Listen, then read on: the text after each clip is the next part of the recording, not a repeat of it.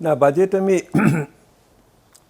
যে ইতিবাচক দিকটা বলেছি আমি, সেটা হলো যে আমি যে প্রথম শব্দটা ব্যবহার করেছি, চিন্তাশীল বাজেট হয়েছে। অর্থাৎ একটা চিন্তা এটার পিছনে গেছে। এটা একটা রাজনৈতিক দর্শনের থেকে একটি অর্থনৈতিক কর্মসূচিতে যাওয়ার চেষ্টা সেটা আছে। সেটার জন্য কিছুটা অভিজ্ঞতা এবং কিছুটা তাদের প্রতিজ্ঞা বা প্রতিশ্রুতি, এই দুটোই একত্রিতে কাজ করেছে।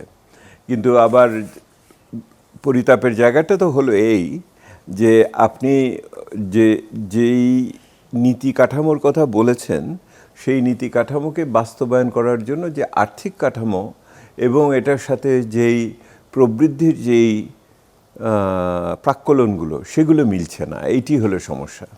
সেহেতু আমার বক্তব্যটা ছিল যে সরকার একটা চিন্তা চেতনার ক্ষেত্রে যেমন একটি সাদা স্লেটের থেকে শুরু করতে পারছেন বা একটু উৎক্রমণ করছেন, ঠিক একই রকমভাবে ওনারা আর্থিক ক্ষেত্রেও এটা করতে পারতেন রাজনৈতিক সাহসিকতা দিয়ে। সেই রাজনৈতিক সাহসিকতাও অন্তর্বর্তীকালীন সরকারের মন্ত্রীরাও দেখাননি। ওনারা গতবার যখন বাজেট দিয়েছিলেন, এরাও পরিতাপের জায়গা যে এটা দেখালেন না। অর্থাৎ মানুষের সামনে খুলে বলতে পারতেন আসলেই আমার টাকা নেই এবং এই টাকাটা নেই এই কারণে আমি আগামী কয়েক বছরে এই টাকাগুলোকে সমৃদ্ধির পথে নেওয়ার লক্ষ্যে কিভাবে রাজস্ব বাড়াবো, কিভাবে সরকারের ব্যয়ের দক্ষতা বাড়াবো, কিভাবে বৈদেশিক ঋণ আনবো এবং সেগুলি সঠিকভাবে ব্যবহার করব, এবং এই সবগুলোই অর্থনীতিকে একটা বিপদের থেকে নিয়ে যাবে না, রক্ষা করবে, মূল্যস্ফীতি নিয়ন্ত্রণে থাকবে, কর্মসংস্থান হবে, বিনিয়োগ হবে ইত্যাদি। এইটা কিন্তু ওনারা বলতে পারতেন। এইটা ওনারা রাজনৈতিকভাবে সাহস করে বলেন নাই। ওনারা জনগণের প্রত্যাশা একটা আছে, সেটাকে দিয়েছেন। আর আছেন আমলারা, যারা সারা জীবন এগুলিকে তৈরি করেছেন, তারা ভিন্ন চিন্তা করার মতো ক্ষমতা রাখেন না, কাউকে করতে দেনও না। সেহেতু এই জায়গাটাই আমার পরিতাপ।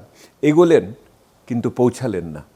আপনি প্রথম আপনার যে একটা রিয়াকশন দিয়েছিলেন বাজেটের উপরে, বাজেট হবার আগেও এই কথাগুলোই বলেছিলেন যে একদম বাস্তবতার উপরে দাঁড়িয়ে আমরা কি করতে পারবো কি করতে পারবো না মানুষের বাস্তব জায়গায় নিয়ে এসে তাদেরকে সাথে দিয়ে যাওয়া হোক। অর্থমন্ত্রী তার বক্তৃতায় বলছেন যে ইনক্লুসিভ বাজেট, মানে ইনক্লুসিভ অফ দি পিপল। মানে এগুলো হয়েছে কি, রাজনীতিবিদরা তো সবসময় ভাষা দিয়েই জয় করতে চান, বক্তৃতা দিয়ে জয় করতে চান। আমি নিজে রাজনীতি করি, আমিও চেষ্টা করি, কিন্তু আমি আমার ব্যাপার মনে করি যে একেবারেই মানে যেটাকে আপনি যে শব্দ বেশি পছন্দ করেন, পরাবাস্তব কথাবার্তা দিয়ে আমি জিতে জেতার চেষ্টা করি না। তো ওইখানে ওনারা রিয়েলিটিটা বলেন নাই এবং আপনার তো সেই কথা সেখানে টিকলো না, তারা এটা মানলো না। তারপরে বাজেটটা যেরকম করে দিল, এখন মানুষের মধ্যে সবচেয়ে বড় প্রশ্ন, এত বড় বাজেট টাকা পাবে কোথায়? তারপরে বিষয় হচ্ছে যে এই বাজেটের টাকার সংস্থান যেটা বলছে সেটাই বা পাবে কোথায়? মানে লাইক ধরেন এনবিআর থেকে টাকা কিভাবে পাবে? ব্যাংক থেকে এতগুলো টাকা দিলে ব্যাংকই তো করে গেল। এনবিআরকে চিপলেও এর অর্ধেক টাকা বেরোবে কিনা আমার সন্দেহ আছে। এনবিআরকে তো চিপে চিপে আপনার টাকা আনতে হবে। আর মানে যে জিনিসটা যেটা হয়েছে সেটা হলো যে মানুষ, আপনাকে এটা রাজনৈতিক বিবেচনার বিষয়, এটা আমার বিবেচনা। অর্থনীতিবিদের বিবেচনা, রাজনীতির বিবেচনা তো ভিন্ন হয়। আপনি কোন নৌকাতে আছেন তার উপর নির্ভর করে আজকে সন্ধ্যায়। তো যেটা হলো যে আমাদের এখানে একটু একটা কথা বলি, বলেন। মানে আপনি এটা খুব বেশি এমফাসিস করেছেন আপনার সর্বশেষ আজকে পত্রিকায় প্রথম আলোতে যেটা ছাপা হয়েছে সেখানেও আপনি এটা বলেছেন।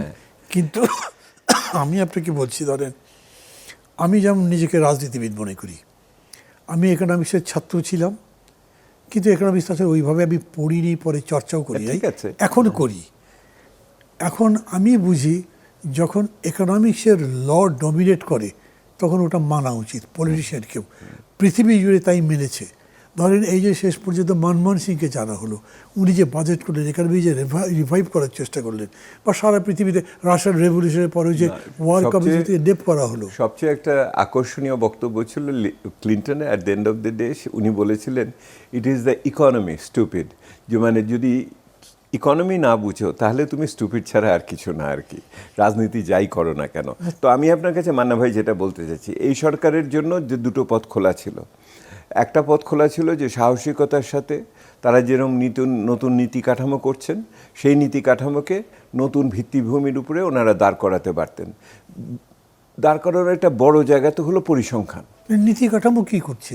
না, নীতি কাঠামোর ক্ষেত্রে যে কথাগুলো আছে সেই কথাগুলোতে আমি খুব বেশি এই মুহূর্তে চ্যালেঞ্জ করছি না। কারণ হলো এইটা করব আমি আরও 2 বছর পরে, 1-2 বছর। তখনের কারণ হলো ওই নীতি কাঠামোর কথাগুলো ওনারা বাস্তবায়ন করার ক্ষেত্রে যে প্রতিশ্রুতিগুলো দিয়েছেন, পদক্ষেপগুলো দিয়েছেন, সেগুলি হলো কি হলো না সেদিন আমি করব। আমি প্রাক অনুমানের ভিত্তিতে এই মুহূর্তে সমালোচনা করছি না। আমি সেই জন্য বলছি চিন্তাটা চিন্তাশীল হয়েছে। হ্যাঁ, এখন কর্মশীল হয়ে আপনি আমাকে প্রমাণ করেন যে এইটা আপনি বিশ্বাস করেন বা এটার ভিতরে। তো আমি যেটাকে আপনাকে বলতে চাচ্ছি সেটা হলো যে আপনি যে সমস্ত পদক্ষেপের ভিতরে গেলেন তার কিছু কিছু উৎসাহ সৃষ্টি করবে, কিছু কিছু আবার আপনাকে চিন্তিত করবে।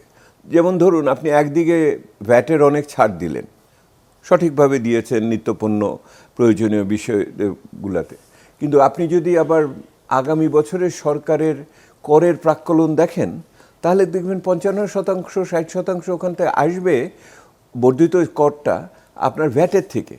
সেটা হলো পরোক্ষ কর, মানে সেটা আপনার আয় নির্বিশেষে মানুষ দিবে। আবার আপনি প্রত্যক্ষ কর আমরা বাড়ানোর জন্য আরও বিভিন্ন পদক্ষেপের কথা বলেছিলাম, সেগুলোই রাজনৈতিকভাবে গ্রহণযোগ্য হয়নি। হ্যাঁ, কিন্তু আবার টুকটাক হয়েছে। যেমন এখন অনেকেই হয়তো আমাদের উচ্চ মধ্যবিত্তরা অসন্তুষ্ট বোধ করবেন যে ফ্ল্যাট কিনলেও ওইটার উপরে কীভাবে গেইন ট্যাক্স দিতে হবে, ওইটাতে হবে। এমপিরা যত অস্বস্তি বোধ করবে, তাদের যে 5-10 কোটি টাকা করে থোক বরাদ্দ পেত সেগুলি আর এখন দিবে না, এটা প্রধানমন্ত্রী কার্যালয়ের ভিতর দিয়ে যাবে, সেই রকম এরকম আরও টুকটাক বিভিন্ন জিনিসপত্র আছে। একই রকমভাবে হয়তো যুব সমাজ, যেমন কন্টেন্ট ক্রিয়েটাররা খুব একসময় উদ্বিগ্ন ছিল তাদের উপর ট্যাক্স পড়বে কিনা, সেটা যেমন হয়নি। এরকম বিভিন্ন জিনিস আছে। যেমন আমরা অনেক সময় বলেছি যে এই যে তরুণদের, যুব সমাজকে যে প্রশিক্ষণ দেওয়া হয়, এই প্রশিক্ষণের কোনো দাম নেই। কারণ হলো তারা বাজারে এসে এটা স্বীকৃতি পায় না, কর্মসংস্থান হয় না। এবার বলা হচ্ছে প্রশিক্ষণে থাকা অবস্থায় 60-70%কে কর্মস্থলে পৌঁছাতে হবে, সেটার ব্যবস্থা তারা করবেন, সেগুলি দেখা হবে। তো এইগুলি সবই হবে আর কি। কিন্তু যদি এগুলি করতে, মানে ওনারা প্রতিশ্রুতি দিয়েছেন, যদি করতে না পারেন, যদি ঠিক মতো, কারণ হলো যে পুরনো কাঠামো দিয়েই তো উনি করতে চাচ্ছেন, এই পুরনো ভুল তথ্য দিয়ে উনি এটাকে করতে চাচ্ছেন।